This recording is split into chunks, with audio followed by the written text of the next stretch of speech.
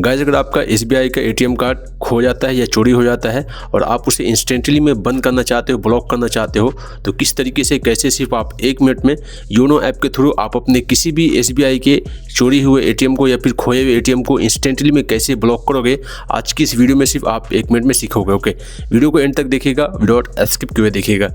चलिए वीडियो को without time waste किए शुरू करते हैं। देखिए, सबसे पहले आपके मोबाइल फ़ोन में आपको एसबीआई के योनो ऐप पर आ जाना है।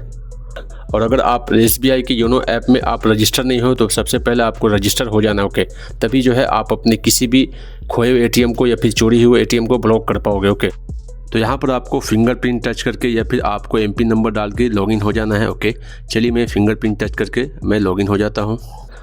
अब लॉगिन होने के बाद आपको कुछ इस टाइप का इंटरफेस दिखेगा, आपका ऊपर में नेम दिख जाएगा। ओके, अब यहाँ पर आपको क्या करना है, आपको स्क्रॉल अप करना है। स्क्रॉल अप करोगे तो यहाँ पर देखोगे क्रेडिट कार्ड्स के बगल में डेबिट कार्ड्स का ऑप्शन दिखेगा, आपको इस वाले डेबिट कार्ड्स पे टैप करना है। तो जो भी आपका एटीएम कार्ड खोया है यहाँ पर आपका वो एटीएम कार्ड का डिटेल दिख जाएगा। अब आप अपने एटीएम कार्ड को ब्लॉक कैसे करोगे, नीचे में देखोगे परमानेंट ब्लॉक का ऑप्शन दिखेगा, आपको इस वाले परमानेंट ब्लॉक पे क्लिक करना है।